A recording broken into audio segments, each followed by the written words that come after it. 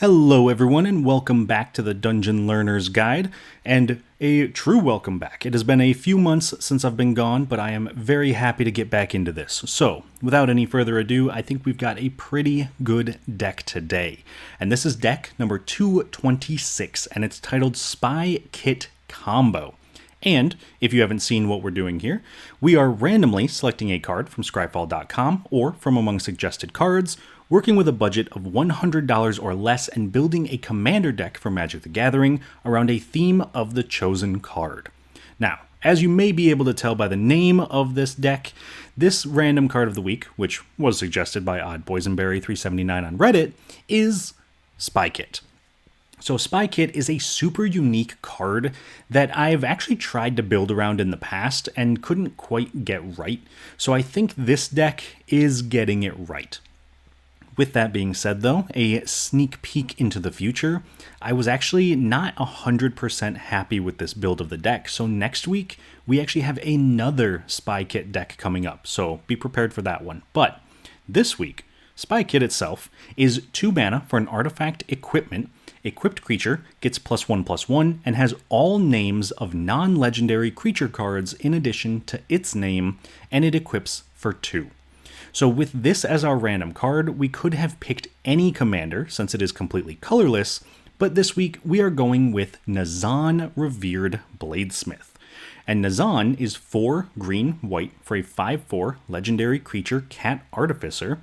When it enters the battlefield, search your library for an equipment card, which Spy Kit is, and reveal it. If you reveal a card named Hammer of Nazahn this way, put it onto the battlefield. Otherwise, put that card into your hand, then shuffle. And whenever an equipped creature you control attacks, you may tap target creature defending player controls.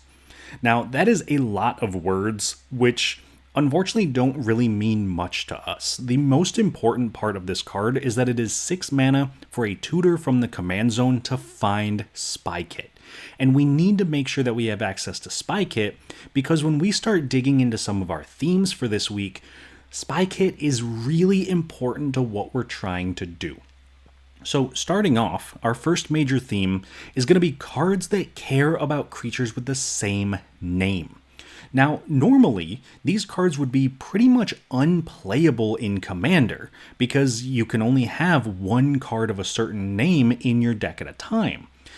But because we can turn something into every name with Spy Kit, this actually becomes a very powerful effect. So a good example of this is March of Burgeoning Life, which is X and a green for an instant. As an additional cost to cast this spell, you may exile any number of green cards from your hand.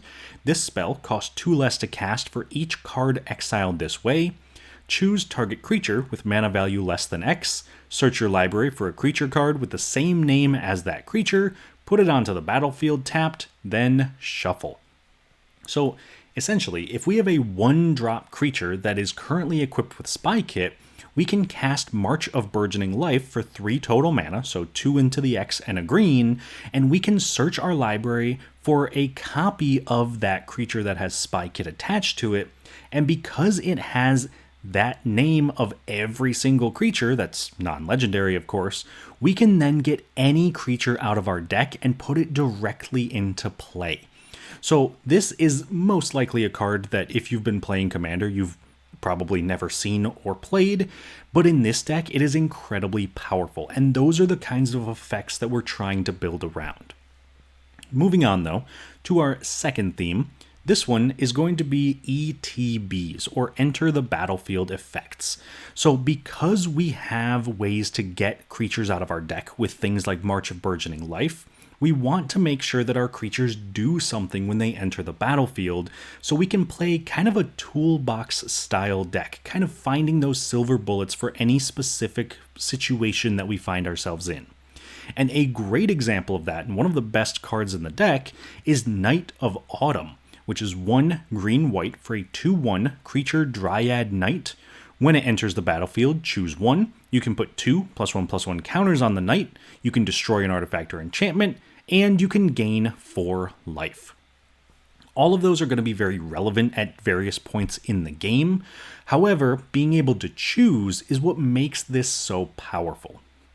Moving on to our final theme of the deck, this one is Sacrifice, which sounds a little bit weird, but bear with me and I will explain that in just a few minutes. So, for example, we have Fanatical Devotion, which is 2 and a white for an enchantment that simply says sacrifice a creature, regenerate target creature.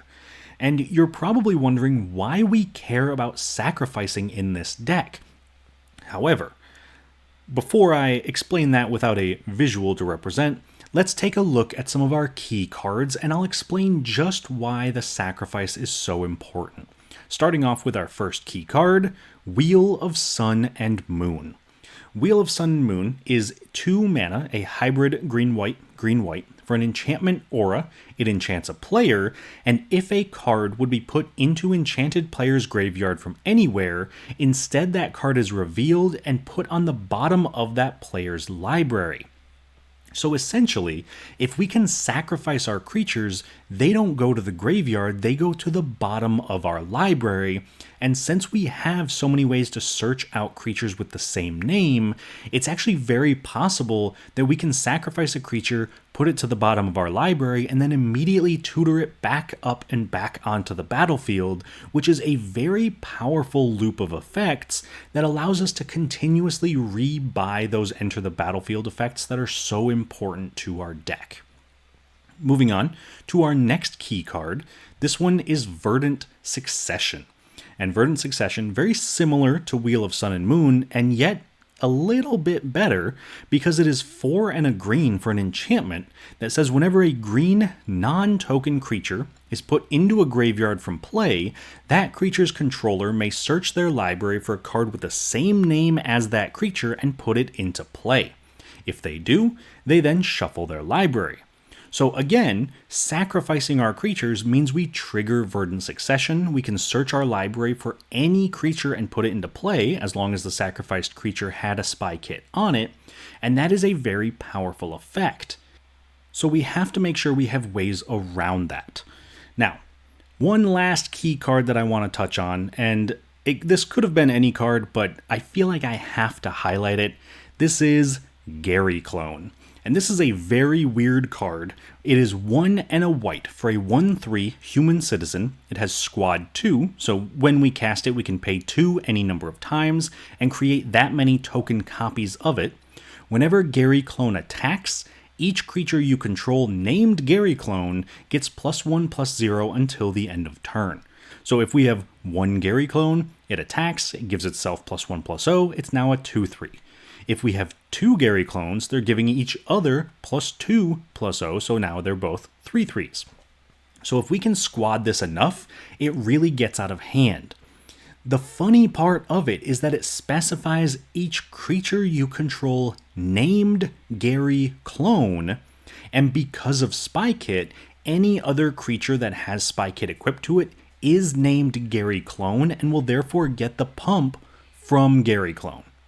And I think that that is a very powerful effect and a very interesting effect, and one that lets us make use of Gary Clone in ways that we probably couldn't otherwise. Moving on, though, to the next part of our deck tech. In this case, we're going to talk a little bit about some cool interactions. These are cards that synergize really well with each other, and in some cases can be win conditions or value engines all on their own. And so the first pair of cards that I want to highlight is going to be Gruff Triplets and Altar of Dementia. So Gruff Triplets, also a card that cares about specific names, is 3 green for a 3/3 Satyr Warrior. It has Trample.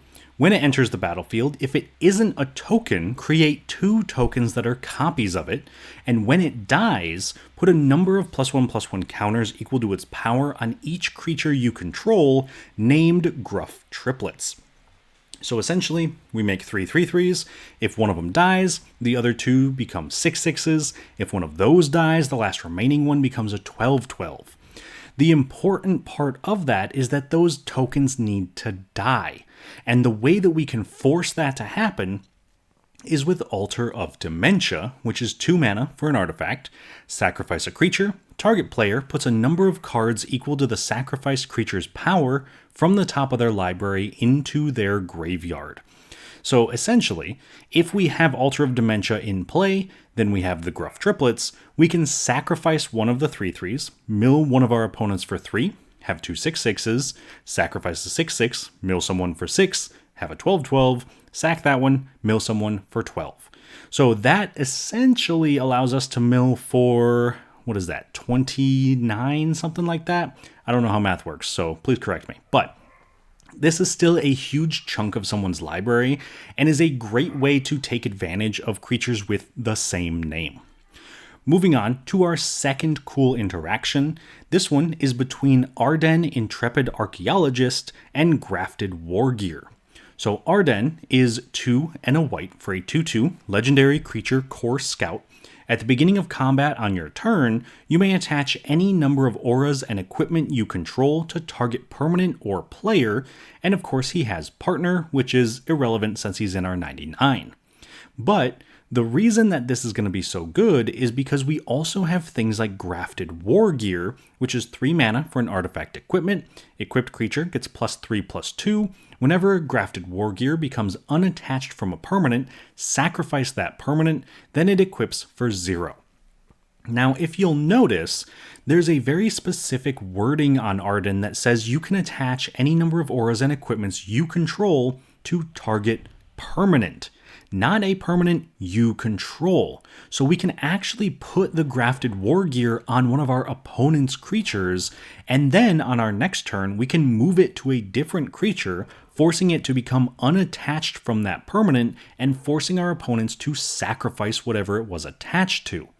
And if this interaction seems kind of interesting, stay tuned for our deck tech next week because we'll have Arden in the command zone and Grafted Wargear is 100% in the deck, so that is another sneak preview. But moving on to the final piece of our deck tech today. In this case, we are going to have the deck price at $89.44, with the most expensive card in the deck being Hammer of Nazahn at $15.69. Now, the Hammer is 4 mana for a legendary artifact equipment. Whenever it or another equipment enters the battlefield under your control, you may attach that equipment to target creature you control. Equipped creature gets +2/+0 and has indestructible, and it equips for 4. Now, if we are confident in our ability to get Spy Kit some other way, or maybe casting Nazahn twice, it is very relevant that we can get the Hammer of Nazahn, put it into play, and then everything auto-equips when it comes in, making our lives a lot easier. But this isn't why we built the deck, and it is very expensive. So if you need to trim down a little bit on budget, you can definitely cut Hammer of Nazahn, and I don't think the deck really suffers too much because of it. On the other hand, if you're looking for a card to put into the deck that's a little bit outside of our budget range, I do have a suggestion for you there as well. And the card that I would recommend putting in this week is going to be Cloud Midgar Mercenary. And Cloud is white for a 2/1 legendary creature human soldier mercenary. When Cloud enters, search your library for an equipment card, reveal it, put it into your hand, then shuffle. It's going to be Spy Kit, obviously. And as long as Cloud is equipped, if an ability of Cloud or an equipment attached to it triggers, that ability triggers an additional time. Now, we are most likely not going to make much use of that, but the search is what it's here for, and it is unfortunately a $28 card, mainly because I think it's Cloud himself, so a little bit unfortunate to that end. If you can put it into the deck, though, the card I would recommend swapping it out for is another 2-drop in Bubbling Cauldron, which is an artifact, and you could pay 1, tap it, sacrifice a creature, gain 4 life, or 1, tap, sacrifice a creature named Festering Newt. Each opponent loses 4 life, you gain life equal to the life lost this way. Now, if we can sacrifice our Spy Kit creature, that is very powerful. Each opponent loses 4, we gain 12 for only 1 mana. The downside is that we don't really want to be sacrificing our creatures once per turn. We want those repeatable sacrifice outlets, and Bubbling Cauldron, while very powerful, is very, very slow. And that is the kind of thing that gets us killed. So I think that having Cloud means we can speed up our game plan a little bit. Bubbling Cauldron unfortunately puts a bit of a target on you, so I would recommend making that swap if at all possible. Now, with that being said though, we do come to the end of our deck tech for today. And before we get into a game with this deck, I do want to take a second to shout out all of our current patrons and channel members, as well as everybody who has been supporting the channel since I've been gone. For the record, my daughter is doing phenomenally well. I'm very happy I got to spend these 2 months with her, and I'm sure you'll hear her in the background of some videos at some point. But thank you to all of our patrons and channel members. So William Swiftfoot, Doodle, Eric Way, Ryder Cole, Jeffrey Boos, Vintage, Tyler Esme, Sven Van Nimwegen, Paddywhack, Jakar, Galen, Brian Holiday, Richard, The Oak Monster, Tuku Spooner, Jason McHugh, and Nicholas. To all of you, I really appreciate you sticking with us through this time that I've been off on maternity leave, or paternity leave, I guess, if I can get my words right. So I really genuinely do appreciate all of that support, because I know that not making content and still being supported, it really truly does mean a lot to me. So thank you all so much for all of that. And if you would like to join that amazing crew of people, you can check us out over on patreon.com/dungeonlearnersguide or right here on YouTube as a channel member. So once again, thank you to everyone. And the next thing that we got to do is, of course, shout ourselves out once again. I know that I have mentioned this the last couple of videos, but my wife and I have recently started up a different YouTube channel that has also been on a hiatus, but we will be coming back very, very soon. We've recorded a few videos. I just have to edit them and get them up. But we've been playing video games together, so we've been playing through Oblivion Remastered, Date Everything, Dead Cells, and I did have a friend request that I put up some Slay the Spire because I've been playing that recently, so that will also probably make its way there eventually. But if you're interested, check us out. We're Dungeon Learners Game, because I wanted to keep the same acronym, and, you know, I'm a sucker for nerdy things. But anyway, with that out of the way, let's talk about our game this week and see what our Spy Kit deck can do. So our opponents for today are going to be Miss Bumbleflower, piloted by Bilal, Edgar Markov, which is being played by Cole, and Dong Zhao the Tyrant, which is being played by Doodle. So starting off, Miss Bumbleflower, while this looks like a group hug deck, this is actually a secret Super Friends deck. Bilal wants to use the counters and the group hug that Miss Bumbleflower provides as a way to disincentivize attacks coming at his planeswalkers, and then eventually just kind of win through value. And I know Bumbleflower can be very powerful, I know Super Friends can be very powerful, and I know that that's one of Bilal's specialties, so I am very concerned about this deck. Moving on to Edgar Markov and Cole's deck. This is, well, I mean, I don't know what I have to say about Edgar Markov other than the fact that it is one of the most powerful commanders ever printed. Being able to make 1/1 vampires just for playing your deck as it wants to be played is an incredibly powerful eminence ability. So I am also very scared of the Edgar deck being able to go very wide and probably gain a ton of life, because that's just what vampires do. So we'll see how that one goes as well. And then last but not least, we have Doodle playing Dong Zhao, which has shown up a few times on the channel already. Doodle always ready to break out Dong whenever he gets the chance. It is a very powerful deck, and definitely one that can toss out a lot of damage kind of out of nowhere, so you really have to pay attention to what he's doing. Otherwise, he could just burn you out and you might not even see it coming. So I think out of all of these decks, I do think I am the most concerned about Miss Bumbleflower, mainly because I know how Bilal plays and planeswalkers are scary, but we'll see how it goes. So let me know down in the comments if you have any predictions for who you think is going to walk out the winner. I always love seeing what people think, but let's jump into this game, and I will talk to you all once it's done. At the start of the game, Bilal goes first, followed by Cole, Doodle, and then myself. On Bilal's first turn, he plays a deserted beach. Cole plays a nomad outpost. Doodle plays a smoldering crater. I play a conduit pylons, surveilling one when it enters. Bilal plays a razor verge thicket. Cole plays a shattered landscape, immediately sacrificing it to search his library for a swamp, putting it into play tapped. Doodle plays a mountain and casts Thought Vessel, gaining no maximum hand size. I play a Plains and cast Spirited Companion, drawing a card. Bilal plays an island and casts Spellskite, allowing him to pay a blue mana or 2 life to redirect any spell or ability to the Spellskite. Cole plays a Secluded Courtyard, naming Vampire so it can tap for mana of any color to cast vampires, then casts a Boros Signet. Doodle plays a mountain and casts Helm of the Host. I play a Plains and attack Doodle for 1, then in my second main phase, I cast Moon Blessed Cleric, searching my library for an enchantment, in this case Verdant Succession, putting it on top of my library.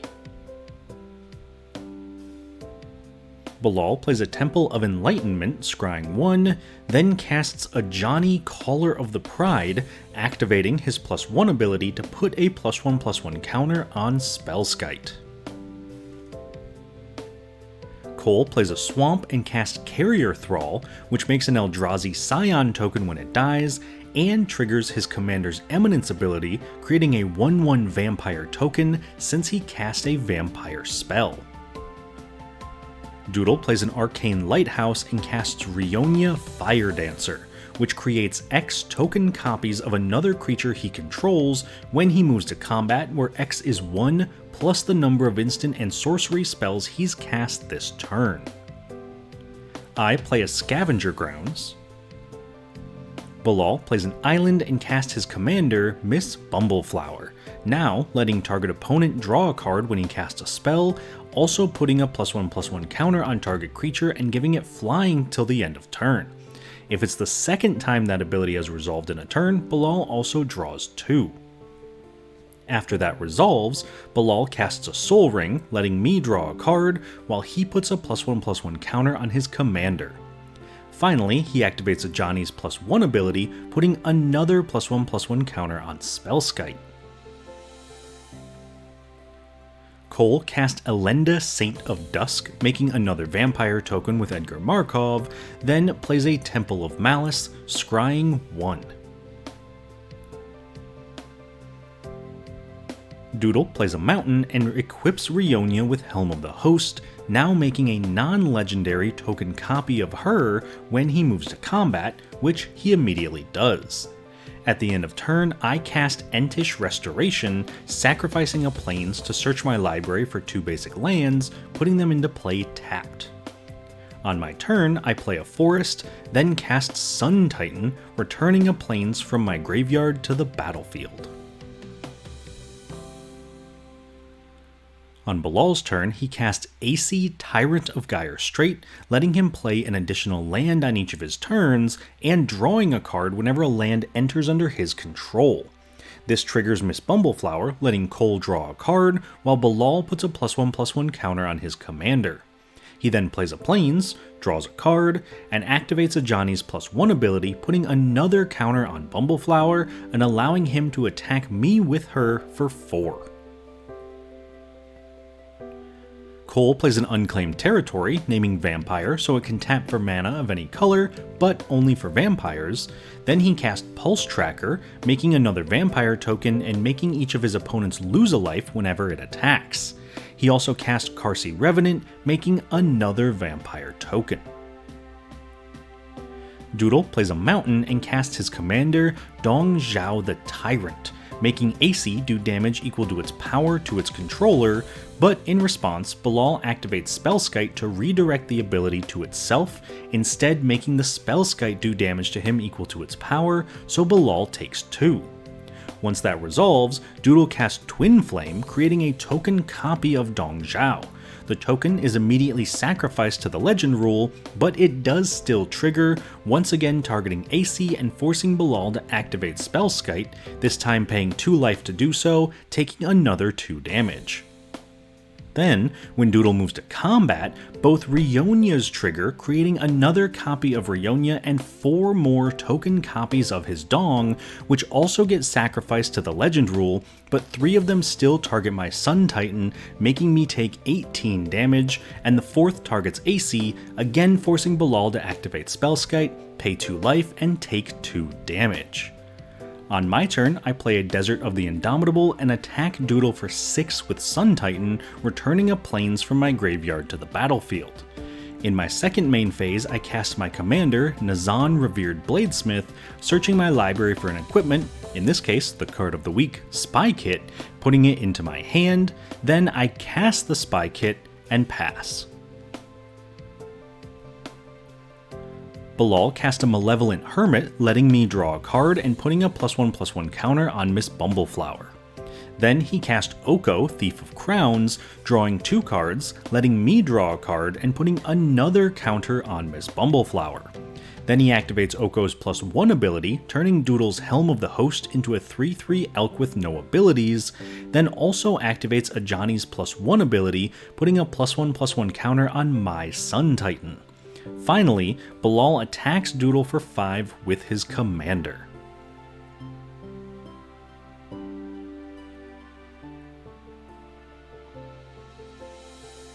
Cole plays a Blazemire Verge and casts his commander, Edgar Markov. Then, since he has haste, uses him to attack Ajani with both Edgar and the Carsey Revenant, triggering Edgar's ability, putting a +1/+1 counter on each of his vampires. Bilal chooses not to block, letting Ajani die, while Cole gains 4. Doodle plays a mountain and casts Chaos Warp, targeting the Spellskite.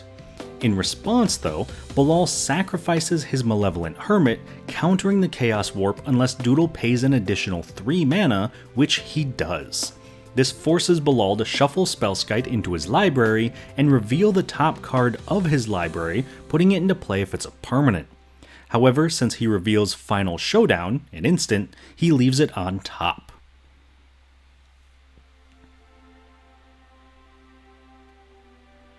After that resolves, Doodle moves to combat, triggering all 3 copies of Rionia and creating 6 total Dongs. They're all sacrificed to the legend rule, but they do force Edgar Markov to do damage to Cole equal to his power 6 times, doing a total of 30 damage to him. On my turn, I play a Temple of the False God and equip Spy Kit to Nazahn, giving him +1/+1 and the names of all non-legendary creatures. This lets me cast Pack Hunt, searching my library for 3 copies of Nazahn and putting them into my hand, but since he has all names of non-legendary creatures, this lets me get Selfless Spirit, Pure Steel Paladin, and Heliod's Pilgrim. After that, I cast the Selfless Spirit, which can sacrifice itself to give all my creatures indestructible until the end of turn, and I also cast Heliod's Pilgrim, searching my library for an aura, in this case Wheel of Sun and Moon, putting it into my hand.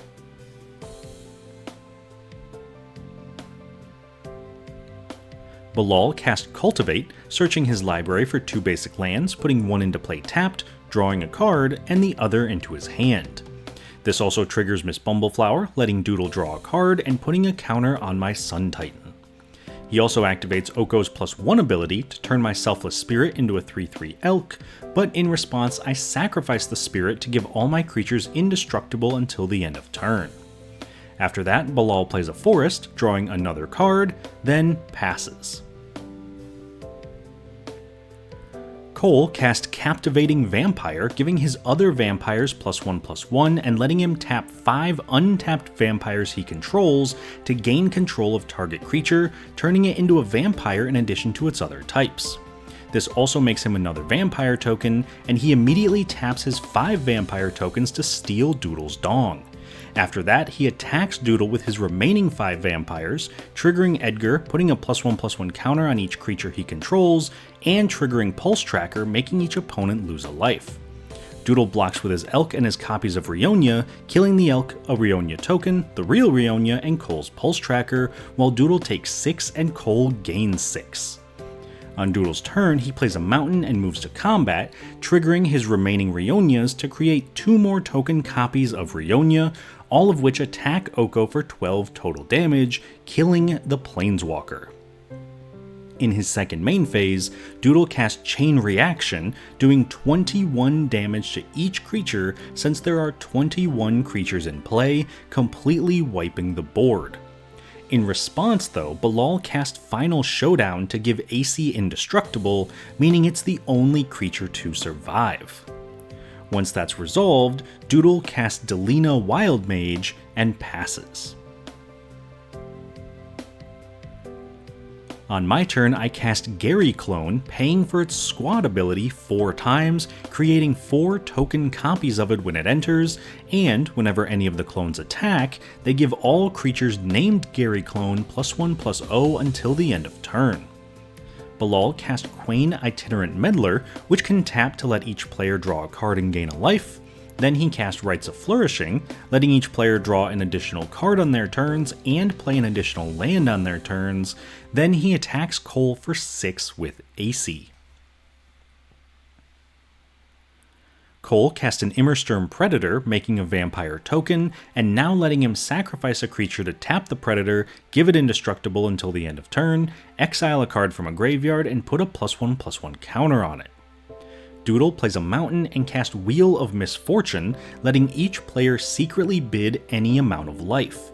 Then all players reveal their bids, with the players who didn't choose the lowest discarding their hands and drawing 7, while the player who bid the highest loses that much life. When we reveal, Bilal and I choose 0, not discarding our hands, Doodle chooses 3, discarding his hand and drawing 7 new cards, and Cole chooses 4, discarding his hand, drawing 7 new cards, and losing 4 life. Once that's resolved, Doodle casts a Soul Ring and also casts Gamble, searching his library for a card, putting it into his hand, and discarding a card at random, which winds up being Splinter Twin. Then he can cast the card that he searched for, Mana Geyser, making a red mana for each tapped land his opponents control, which is currently 17. This lets him cast Sunspine Lynx, doing a damage to each opponent for each non-basic land they control, and preventing players from gaining life. This does 4 to Bilal, 5 to Cole, 2 to Doodle, and 4 to me. After that, he cast a Cursed Mirror, which enters as a copy of the Lynx, repeating this process, doing another 4 to Bilal, 2 to Doodle, 4 to me, and 5 to Cole, knocking him out of the game. Once that has resolved, Doodle casts a Valakut Awakening, putting 1 card on the bottom of his library and drawing 2, before recasting his commander, Dong, making one of my Gary clones do 1 damage to me. Finally, he moves to combat, attacking Bilal for 3 with Delina, triggering her ability, rolling a 6 on a d20, and copying the Sunspine Lynx, which is also attacking Bilal for 5, doing another 4 damage to Bilal and I, and 2 damage to Doodle. Then, in Doodle's second main phase, he cast Ensnaring Bridge, preventing creatures with power less than the number of cards in his hand from attacking, which is currently 0. On my turn, I cast a Circuit Mender, gaining 2 life when it enters, or at least I would've if Doodle didn't control a Sunspine Lynx. After that, I cast Altar of Dementia, which allows me to sacrifice a creature to mill target player equal to the power of the sacrificed creature. I also cast Pure Steel Paladin, letting me activate equip costs for free since I control 3 artifacts. This lets me equip Spy Kit to Gary. Finally, I cast March of Burgeoning Life for X equals 3, searching my library for a creature with the same name as a creature I control that has mana value 3 or less. I choose Gary, and since it has every name, I get to put Gruff Triplets into play tapped, creating 2 token copies of it, and putting X +1/+1 counters on each creature I control named Gruff Triplets when a Gruff Triplet dies, where X is its power. Bilal plays a Canopy Vista, drawing a card, activates Quain, letting each player draw a card, plays a Sea Chrome Coast, drawing another card, and then casts Doubling Season, doubling the number of counters that he would put on his permanents, and doubling the number of tokens he would create. This lets him cast Tamio, Field Researcher, and immediately activate her -7 ability, drawing 3 cards and gaining an emblem that allows him to cast spells from his hand without paying their mana costs. Then he cast Enlighten Tutor, searching his library for an artifact or enchantment, specifically Oath of Teferi, putting it on top of his library. Once that's resolved, he casts a Johnny Sleeper Agent, activating his -6 ability, getting an emblem, now giving target player 2 poison counters whenever he casts a creature or planeswalker spell. Once that's resolved, he casts Tekothal Inquiry Dominus, proliferating twice whenever he would proliferate, and also giving Doodle 2 poison counters. Bilal also casts Vivian Reed, giving Doodle 2 more poison counters. Finally, he casts Sunfall, exiling all creatures and incubating X, where X is the number of creatures exiled this way. In response, I decide to sacrifice one of my Gruff triplets, milling Bilal for 3 and putting 3 counters on each other Gruff triplet. The next triplet I sacrifice mills Bilal for 6 and puts 6 counters on the other triplets. The next mills Bilal for 12 and puts 12 counters on the final triplet. That Gary triplet mills Bilal for 19, then all of my remaining creatures are sacrificed to mill Bilal for another 8 while I draw a card. Then the board wipe resolves and Bilal incubates 5 before casting a Flump, giving Doodle 2 poison counters, Teferi, Hero of Dominaria, giving Doodle 2 poison counters, activating Vivian's +1 ability, looking at the top 4 cards of his library, putting a forest into his hand, activates Teferi's +1 ability, drawing a card and untapping 2 of his lands, and cast Evolution Sage, proliferating when a land enters under his control, giving Doodle 2 poison counters, putting him to 10, and knocking him out of the game. On my turn, I cast a Verdant Succession, letting me search my library for a creature with the same name as any of my green creatures that die, and put that creature into play. Then I cast a Cleanup Crew, destroying Bilal's Incubate when it enters, and equipping the crew with the Spy Kit, giving it +1/+1 and the names of all creatures. This lets me sacrifice the crew to mill Bilal for 7 and search my library for Terastodon, putting it into play.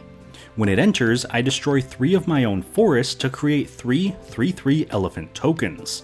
This means I can sacrifice all 3 tokens and the Terastodon itself to mill Bilal for 18, milling his entire library and forcing him to lose when he draws for his turn, winning me the game. Alright, so that was a sweet game. That may genuinely have been one of the coolest ways I've ever won a game of Magic in my life. Being able to mill Bilal out kind of out of nowhere and finding the line to use Terastodon to get the extra bodies that I need to mill him out with Altar of Dementia. Super, super cool. We all kind of popped off at the end of that game. And it was also very impressive that I know I'm kind of tooting my own horn here a little bit, but very impressive that I was able to win against someone who had a Tamiyo emblem in play with multiple planeswalkers. We thought for sure Bilal was going to kill us all on the turn that he dropped that doubling season, but he couldn't keep a string of creatures and planeswalkers going, unfortunately. So he only had enough firepower to kill one person, and in his opinion, at that point, Doodle was the scarier threat. So I think that he made the right choice targeting Doodle, but I don't think that he expected me to be able to mill him out, because I milled, like 50 cards or something on that turn. It was absolutely absurd. So our deck, very fun, did exactly what I wanted it to do, and I had a great time building and playing it. Moving around the table, though, to talk about some of our opponents, Bilal's deck, also very powerful, just kind of dropping planeswalkers, using them as ways to fuel Bumbleflower and fuel his card draw, and then also just deal with his opponent's things like with Oko. And I thought it was very cool that Bumbleflower was a secret Super Friends deck. I think that it adds a nice twist to a commander that people kind of expect. So a very cool shout out there for Bilal. Moving around to Cole and his Edgar Markov deck, it was definitely an Edgar Markov deck. He definitely did some very cool things. I think it was sweet that he was able to drop that Coveting Vampire or Covetous Vampire, whatever it is, and then immediately steal Doodle's Dong, because that's not exactly something you expect, is for the Vampire deck to start stealing your things. So I think that that was a very cool twist on what he was trying to do as well. And then last but not least, of course, we gotta talk about Doodle's Dong. He definitely did everything he wanted to be doing. I think it was one of those decks, and honestly one of those games, where everything was going right for Doodle, and he really just got unfortunate that he was the one targeted with Bilal's poison, because I do think that if he'd been able to get another turn instead of me, he probably could have found a way to win. He had plenty of ways to copy things, he had plenty of creatures that he was able to bring back, and I think that he was in a pretty decent spot. He probably suffered from spreading his damage around a little too much instead of just knocking people out, but Doodle's a nice guy, you can't fault him for that. So, with that being said, please let me know down in the comments if there's any decks that you would like to see me build around. I'm back. I would love to get back into building decks, so please do suggest some cards, and hopefully I can get to as many of them as possible. But once again, thank you all so much for sticking around through my hiatus, and I am so glad to be back. I hope everyone else is glad to be back as well, and I will see you all on the other side of the Dungeon Learner's Guide.